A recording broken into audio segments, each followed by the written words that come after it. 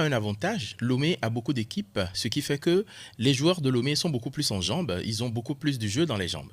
Mais, avec ce que j'ai vu tout à l'heure avec Emac et Tout-Puissant, je crois que le niveau c'est totalement nivelé. Il n'y a plus de grande équipe maintenant. Il n'y a plus, à l'époque des Wadja Lantam où on savait que JDJ allait toujours gagner.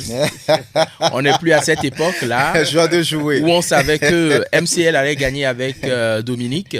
On n'est plus du tout à cette époque où on sait que Valère allait gagner au niveau de Randiès. Là, actuellement, eh bien, ça s'est nivelé totalement. On espère pouvoir revoir un jour encore les Maman Moutawakilou, les Wadja Lantam. On veut revoir JDJ. Ça, c'est déjà un cri de cœur que je lance. En attendant.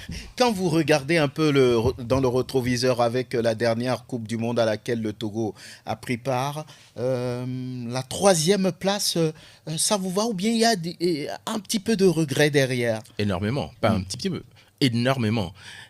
On devrait, comme on l'a fait, comme ils l'ont fait à Yamoussoukro, pour la première CAN de l'histoire, remporter cette Coupe du Monde au nez à la barbe de tout le monde. Parce que le Togo avait le niveau.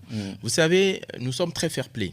Il y a eu un fait de jeu. Il y a eu un fait de jeu en demi-finale face au Bénin. Vous savez, au Maracana, avant de pouvoir marquer un but, il faut être dans la zone des 6 mètres. Ou alors, il faut qu'au minima, le ballon soit dans la zone des 6 mètres.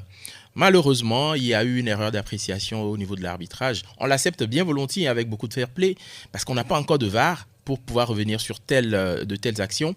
Eh bien, le Togo menait et il a fallu que le Bénin égalise sur un fait de jeu. La balle n'était pas dans la zone des 6 mètres. La balle est rentrée dans le but quand même, mais n'était pas dans la bonne zone avant que le but ne rentre. Le but a été validé, nous sommes allés au tir au but et là on ne peut s'en prendre qu'à nous-mêmes. Nous sommes allés au tir au but.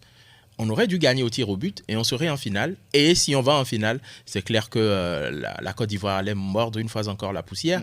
Mais malheureusement, et c'est pour ça que nous avons d'énormes regrets, on n'a pas pu passer le cap des demi-finales.